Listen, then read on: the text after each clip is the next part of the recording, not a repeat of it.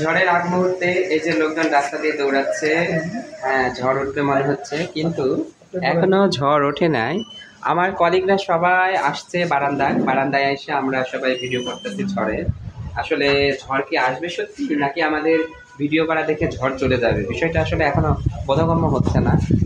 সবাই যাচ্ছে যাচ্ছে রাস্তা দিয়ে, এই যে রাস্তা দিয়ে যাচ্ছে সবাই। একটা সুন্দরী ম্যাম যাচ্ছে, অনেক সুন্দর বাতাসটা আসলে মানে শেষ বিকেলের দিকে, তো এই যে একদম ভালোই লাগতেছে সবারই।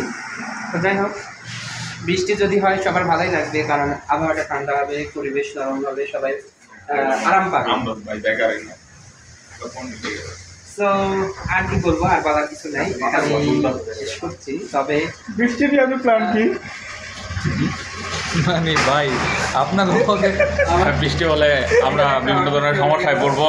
যেমন আজকে আমার জিমে যাওয়ার সময় সন্ধ্যা 7টা, যদি এখন বৃষ্টি নামে আমি জিমে যাইতে পারবো না।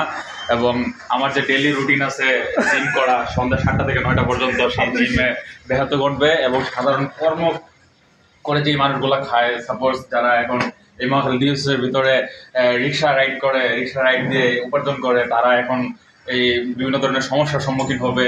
তারপরে এখন অলমোস্ট অফিস আওয়ার শেষ পর্যায়ে, এখন যদি বৃষ্টি নামে তাহলে এই যে যারা অফিস শেষ করে বাসার দিকে যাবে, বৃষ্টিটা কিন্তু আকস্মিক একটা বৃষ্টি, মানুষজন প্রস্তুত না এবং তারা ছাতা নিয়ে আসে নাই, তারাও অফিস শেষে যখন বাসার দিকে যাবে তখন তারা বিভিন্ন ধরনের ভোগান্তিতে পড়বে। তো এখন যেটা বোঝা যাচ্ছে যে যেহেতু একটা ঝোড়ো বাতাস হচ্ছে, পরিবেশটা একটু ঠান্ডা হয়েছে, হয়তোবা বৃষ্টিটা নাও হতে পারে, আর হলেও হয়তোবা গুঁড়ি গুঁড়ি একটা বৃষ্টি হবে। আমরা আশা করছি যে হয়তোবা ওরকম ভারী বৃষ্টি হবে না এবং লোকজনের ভোগান্তিও সৃষ্টি হবে না। আমরা আপাতত বৃষ্টিটা এনজয় করি। এনজয় না বৃষ্টি। Thank you. আপনি কি বৃষ্টি নিয়ে একটা গান গান? না, ভালো লাগছে।